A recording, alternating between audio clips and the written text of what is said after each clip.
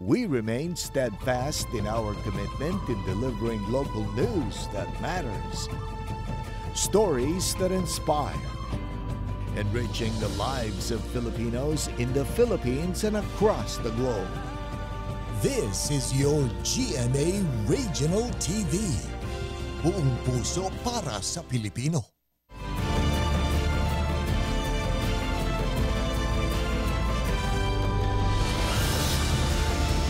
Ito ang GMA Regional TV 1 North Central Luzon. Masantos siyang aram na imbag gamale maya pagat panapon kapuso. Narito na ang 1 North Central Luzon. Hatid namin ang mga pinakamalaki at pinakahuling balita sa Hilaga at Gitnang Luzon. Live mula rito sa GMA Dagupan Station, ako po si Cruz Zuniga. Mga kapuso, dinagsa ng mga mamimili ang huling araw ng Baratilyo sa Dagupan City. Makibalita tayo live kay Jasmine Gabriel Galban. Jasmine? Chris, sa mga oras nga na ito, dagsa pa rin yung mga kapuso nating namimili sa huling araw ng Baratilyo dito sa lungsod ng Dagupan. Kalsada sa Sakayan. Mula sa Lingayen, Pangasinan, dumayo pa si Aling Lolita sa Dagupan City para mamili sa Baratilyo. Huling araw na ng Baratilyo ngayon at gaya ng nakagawian, bagsak ang presyo ng mga bilihin ngayon. Gusto raw bumili ni Aling Lolita ng punda ng unan mula sa 50 pesos kada piraso. Ngayon, 4 na piraso, mabibili sa halagang 100 piso. Ngayon lang bumili ako ngayon dahil mamura. Malaking diskwento ang ibinibigay ng mga negosyante sa mga mamimili para kahit papaano madagdagan pa ang kanilang kita sa huling araw ng Baratilyo. Ito ang sinasamantala ng mga mamimili, kaya naman dagsa sila sa Baratilyo. Simula mamayang alas 10 ng gabi, magbabaklas na rin ang mga negosyante ng kanilang pwesto. Mga ating gabi po, mga alas 12 po. Buwi na po, baklas na lahat. Sa oras na mabaklas ang lahat ng pwesto, agad sisimula ng flashing sa Galvan at Jovellanos Street.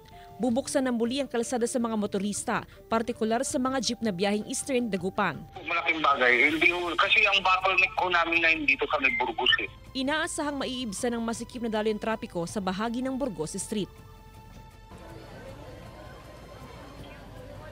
Chris, sa mga oras nga na ito, ay may mga ilang negosyante na abala naman na sa pagbabaklas ng kanilang mga pwesto. Gaya na lamang dito sa aming kinaroroonan kung saan ay talagang ongoing na yung kanilang pagbaklas doon sa kanilang mga stalls dahil hanggang midnight na lamang yung binigay sa kanila para nga makapagbaklas ng kanilang mga pwesto. Samantala, Chris, dahil nga napakarami pa rin mga namimili, actually mula sa ating kinaroroonan, diretso doon mismo sa Baratilyo ay napakarami pang mga tao. Siksikan pa yung mga tao, nakaantabay ang pulis mula sa Dagupan City Police Office para matiyak naman yung safety ng ating mga kababayan. At sa ngayon nga, Chris, ini-enjoy talaga ng ating mga kapuso yung napaka-mura, yung mga discounted na presyo ng mga bilihin ngayon dito sa Baratilyo ng Dagupan City. Chris?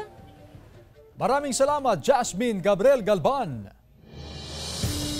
Samantala, patay ang 22 anyos na lalaki matapos na barilin ng kanyang katrabaho sa Bangged, Abra. Tutukan sa report. Bangkay na nang maiuwi sa kanilang bahay sa San Juan, Abra ang 22 anyos na si Brian Dave Tevya matapos barilin sa barangay Bangbanggar sa bayan ng Bangged. Nagiinuman daw sila kasama ang 5 pang kaibigan ng magtalo at mauwi sa pamamaril ng sospek na si Alejandro Castillo. Tama ng bala ng kalibre 45 sa ulo ang ikinamatay ni Tevya habang isa ang nadamay sa pamamaril. Pinaghahanap ngayon ang tumakas na sospek. Sugatan ng isang lalaki matapos barilin ng kanyang kuya sa mismong bahay nito sa barangay Manalpak, Solsona, Ilocos Norte. Sa investigasyon ng PNP, nagtalo raw ang magkuya na nauwi sa pamamaril. Kasalukuyan nagpapagaling sa ospital ang 37 anyos na si Jeric Diego dahil sa sugat sa katawan, habang sumuko raw sa pulis ang kuya nito, ang 39 anyos na si Richard Diego. Sugatan naman ang 23 anyos na si Michael Palma matapos saksakin ng kanyang amain na si Dominador Molina, 58 anyos, sa barangay Bumagkat, Tayum, Abra. Sa inisyal na investigasyon, nasa inuman ang dalawa na magkaroon ng pagtatalo at nauwi sa pananaksak. Agad namang nahuli ang sospek. Payo naman ng otoridad, ilugar ang pag-inom ng alak. Cruz Zuniga, 1 North Central Luzon. Sa pool sa CCTV ang salpukan ng 2 motorsiklo sa Poso Rubio, Pangasinan kung saan isa ang patay. Nakaalerto si Claire Lacanilaw. Makikita sa CCTV camera ang salpukan ng dalawang motorsiklo sa bahagi ng Barangay Bobonan, Puzurubio, Pangasinan. Sa lakas ng impact, nasawi ang angkas ng motorsiklo habang inoobserbahan pa sa ospital ang tatlong iba pang biktima, kabilang ang dalawang rider at isa pang angkas. Wala pang pahayag ang mga kaanak ng mga biktima.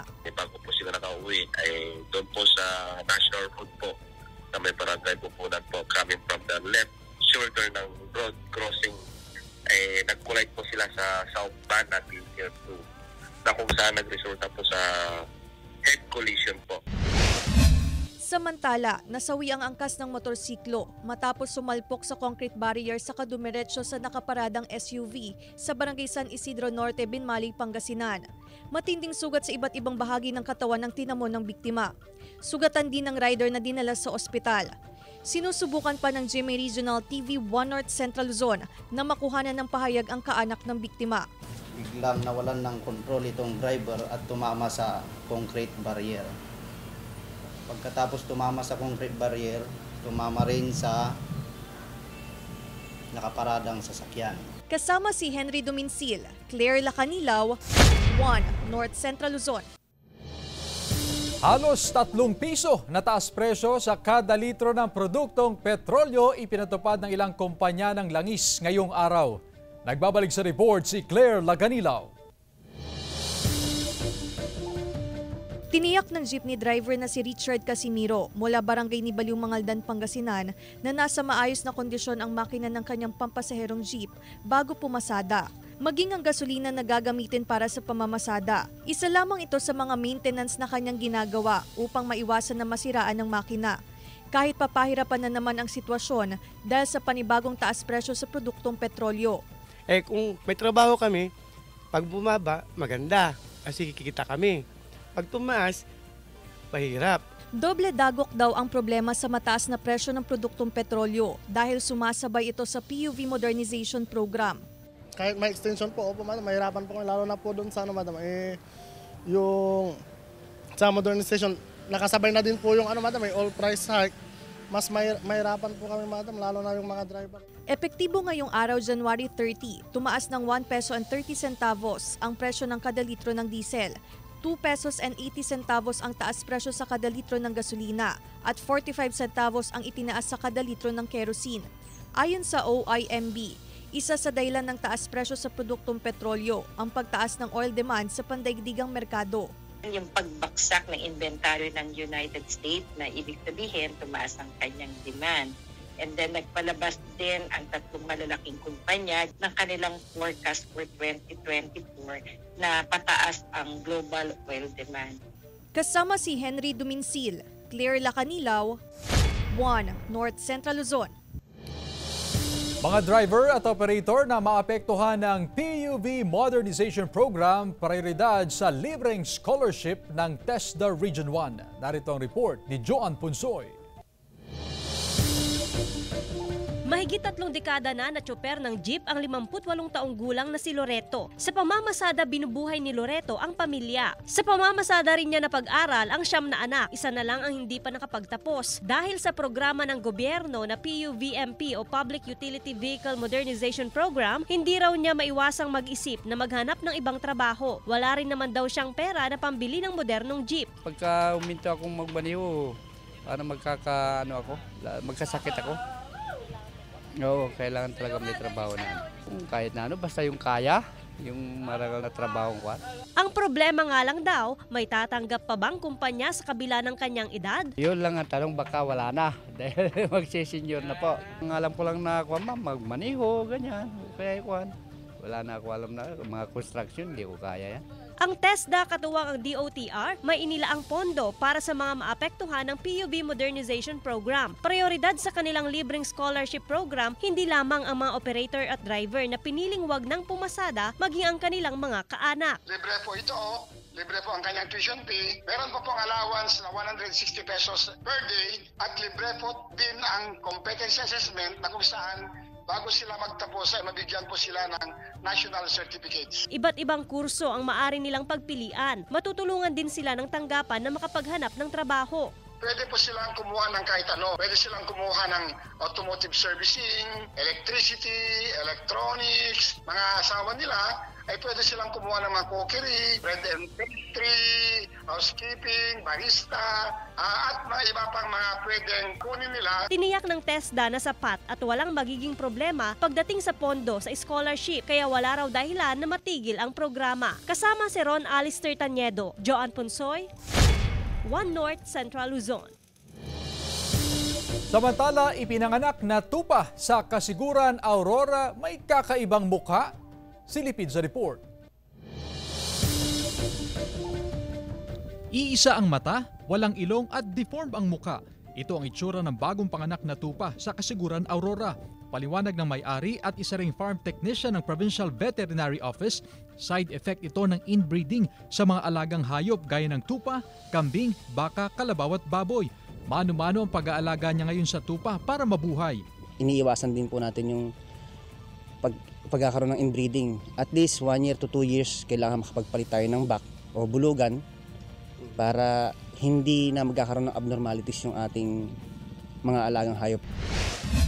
Isang kwago naman na napadpad sa isang apartment sa Lawag City ang itinurn over sa pangalaga ng DNR City Environment and Natural Resources Office Barit sa Lawag City. Walang sugat ang kwago at posibleng naligaw lang sa lugar. Patuloy naman ang panawagan ng DNR na protektahan ang mga hayop sa ilang o wildlife. Chris Zuniga, One North Central Luzon. Ito ang GMA Regional TV, One North Central Luzon.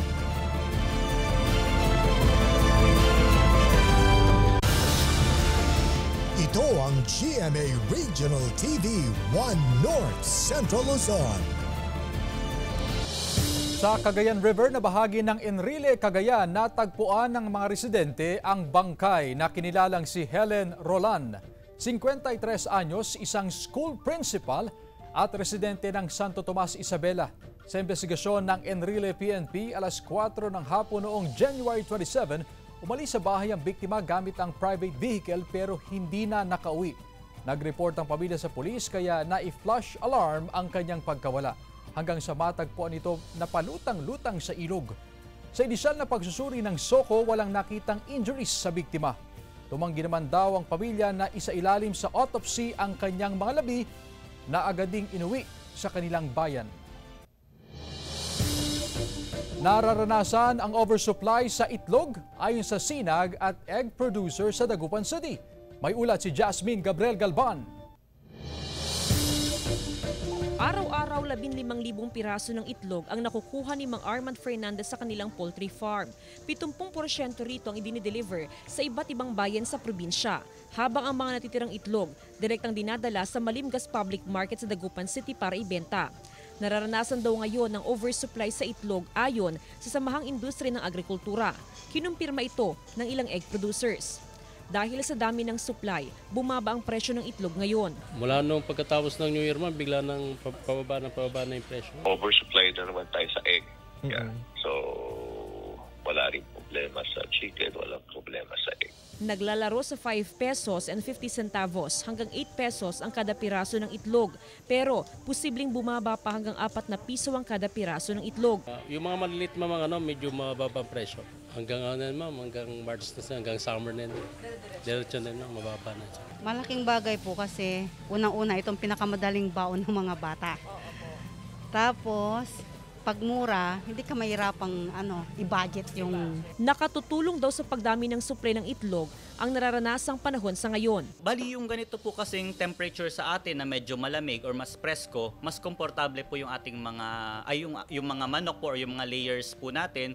So mas madali po sa kanila mag-produce ng itlog compared po pag sobrang init ng panahon na stressed po sila, so mas mababa po yung production. Samantala, dahil sa malamig na panahon, nagpaalala ang otoridad sa mga poultry farmer na regular na i-monitor at painumin ng vitamins ang mga alagang manok para makaiwas sa anumang uri ng sakit.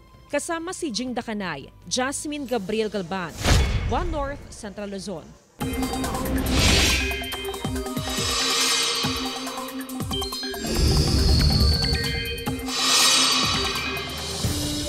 Mga kapuso, bukod sa malamig na panahon sa ilang bahagi ng Luzon, Matitinding ulan naman ang nararanasan sa ilang lugar sa Visayas at Mindanao.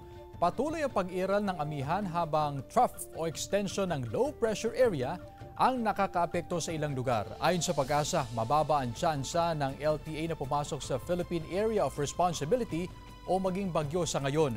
Samantala, mas mataas ang ilang temperatura kumpara sa mga nakakalipas na araw pero ramdam pa rin ang lamig sa ilang bahagi ng bansa. Sa Baguio City, naitala kaninang umaga ang 11.8 degrees Celsius, 12.2 degrees Celsius naman sa La Trinidad, Benguet, habang 18.2 degrees Celsius sa Basco, Batanes.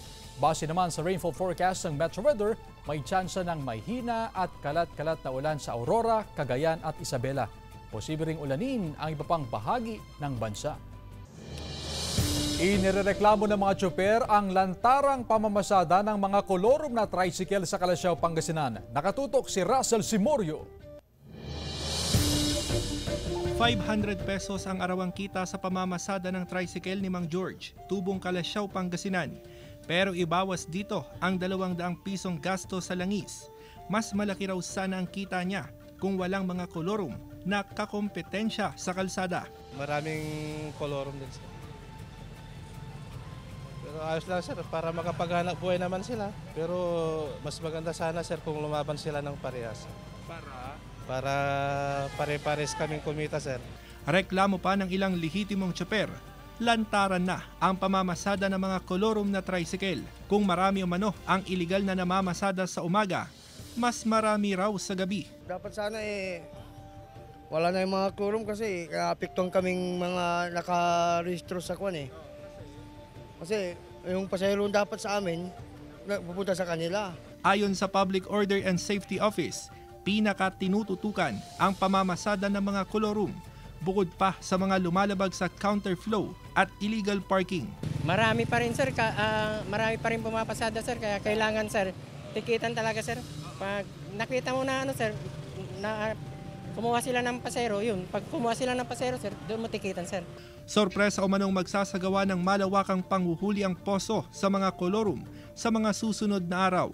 Pinag-aaralan na rin ng poso ang night shift ng mga traffic enforcer. Kasama si Daryl Peralta, Russell Simorio, One North Central Luzon.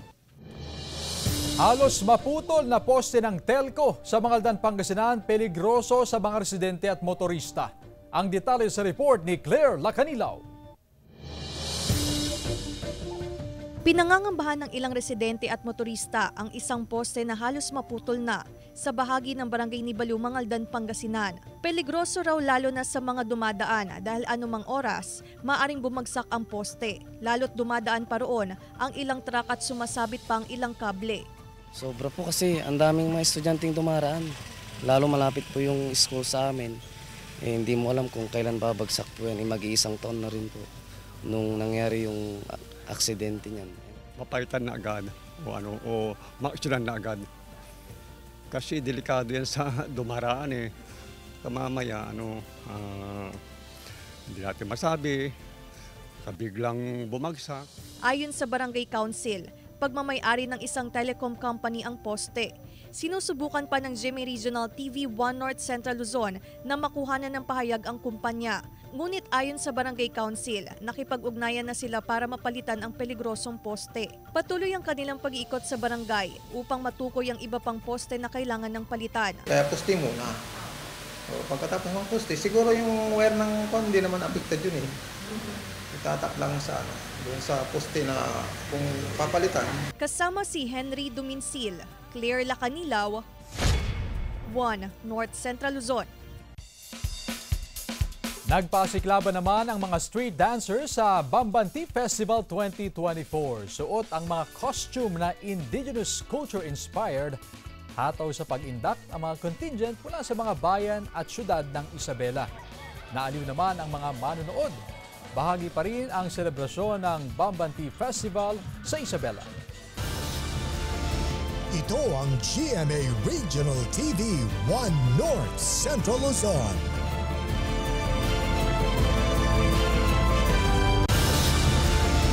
Ito ang GMA Regional TV One North Central Luzon. Sa mga larawang kuha naman ng Tactical Operations Group 1 ng Philippine Air Force, makikita ang nasusunog na bahagi ng kabundukan sa Sitio Felix sa barangay Dalupirip, Itogon, Benguet. Ayon sa otoridad, nagsimula pa ang sunog noong January 27. Simula noong Sabado, 2 Super UV helicopters ng 505th Search and Rescue Group na may Bambi bucket ang nagsagawa ng water drops sa nasusunog na bahagi ng bundok.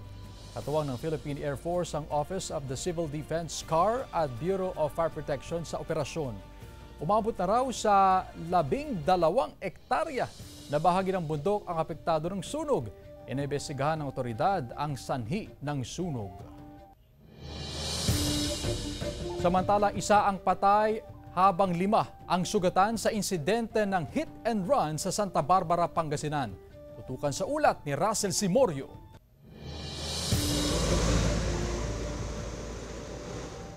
Nauwi sa disgrasya ang banding na magkakamag-anak mula Barangay Butaw, Santa Barbara, Pangasinan. Habang sakay ng tricycle at pauwi na galing sa isang salo-salo, bigla silang nasalpok ng kotse sa kahabaan ng Barangay Tubag East. Sa lakas ng impact, tumilapon ng biktimang si Marjorie Valencia, 15 anyos. Ang masaklap, nasagasaan pa siya ng paparating na SUV. Dinala pa siya sa ospital pero idineklarang dead on arrival. Pero pagdating ko po doon, nakabulagta na po siya. Luguan na po yung ulo niya. Tapos, wala na po siyang pulso. Kailangan pa po namin yung anak namin. May pangarap pa po siya sa buhay niya. Sugatan ng 5 iba pang sakay ng tricycle. Kabilang ang 7 taong gulang na kapatid ni Marjorie na nagpapagaling sa ospital. At isa pang menor de edad na nagtamo ng mga sugat sa mukha. Ang kotse na nakabangga sa tricycle ng mga biktima, tinakbuhan ng insidente, pati ang SUV na nakasagasa kay Marjorie. Ang sakit po, sino naman po nakasagasa sa kanya? Sumuko ka naman po. Mananagutan po lahat yung ginagawa niyo. Ang sakit-sakit po, may puso naman po kayo. Ayon sa PNP, nahagip ng CCTV ang mga sasakyan bago mangyari ang insidente, pero hirap matukoy dahil mabilis ang patakbo. Tumanggi na munang humarap sa kamera ang Santa Barbara Police, pero nangangalap na raw sila ng karagdagang kuha ng CCTV para matukoy ang mga sasakyan na naka-hit and run. Kasama si Daryl Peralta, Russell Simorio, One North Central Luzon. Tig 1,000 pesos na pensyon kada buwan para sa mga indigent senior citizen epektibo na sa buwan ng Pebrero. May ulat si Joan Punsoy. Epektibo na sa Pebrero ang tig 1,000 pisong pensyon kada buwan ng social pensioners. Sa Pebrero na rin mag-uumpisa ang payout sa mga social pension. Dahil dito, nasa 6,000 pesos ang kabuang matatanggap ng mga social pensioner para sa first semester. Matatandaang nung mga nakaraang taon, nasa 500 pesos kada buwan lamang ang natatanggap ng mga social pensioner. Ayon sa Department of Social Welfare and Development, nasa 206,074 ang kabuang bilang ng social pensioner sa Rehiyon 1. Alam naman po natin yung kadahilanan na sobrang taas na po ng mga bilihin, yung effect po na face natin.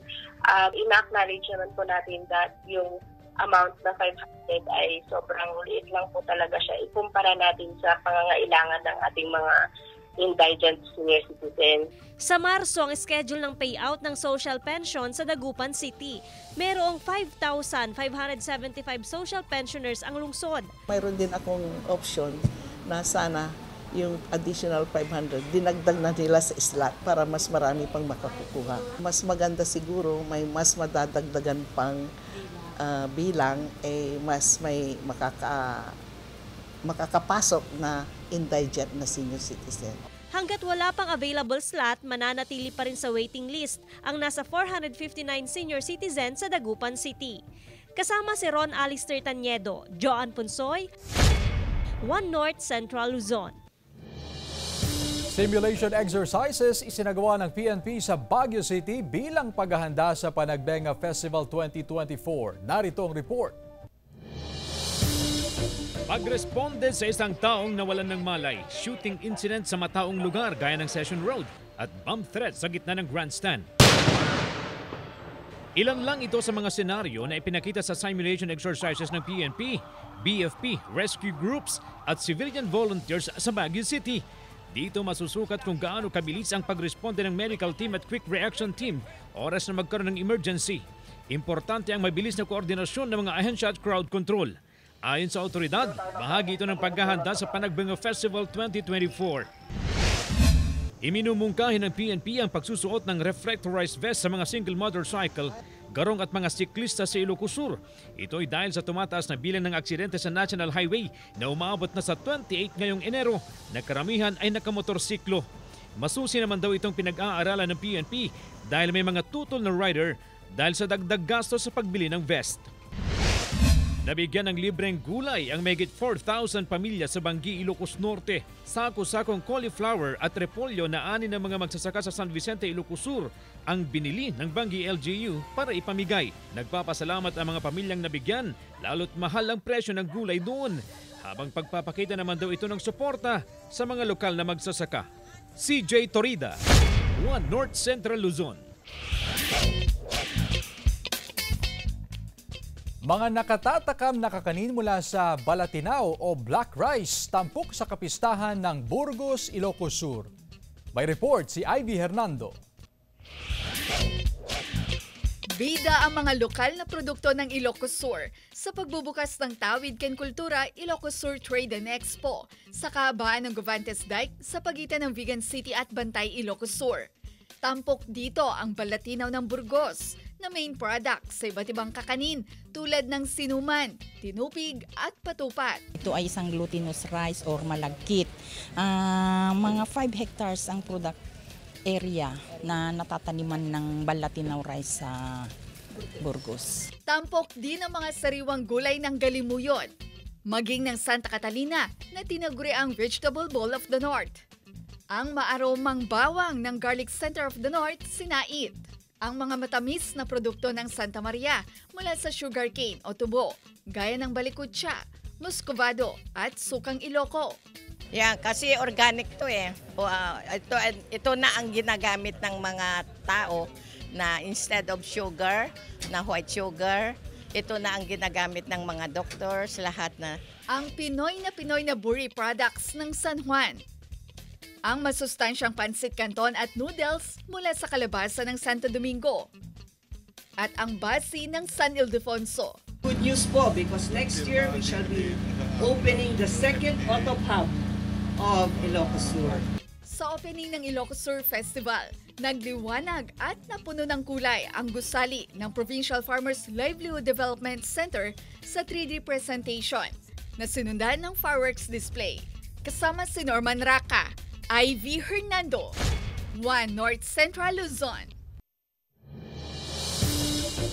Samantala, mapapanood niyo po ang episode na ito at iba pang pinakahuling lokal na balita sa official website ng GMA Regional TV, www.gmaregionaltv.com. Pwede rin kayong bumisita sa aming official YouTube channel, GMA Regional TV, at i-click ang subscribe button para sa pinakamainit na balita mula sa mga rehiyon. Nais din naming pasalamatan ang mga kapuso sa Hilaga at Gitnang Luzon, maging ang mga kapuso natin abroad. Dahil sa GMA Regional TV, local news matters. At yan ang mga pinakamalaki at pinakahuling balita sa Hilaga at Gitnang Luzon. Maraming salamat sa pagsama sa amin pati na ang mga kapuso sa ibang bansa na tumutok sa mga balita sa rehiyon. Ako po si Chris Zuniga. Kami ang GMA Regional TV, One North Central Luzon. Buong puwersa para sa mas malaking misyon at mas malawak na paglilingkod sa bayan.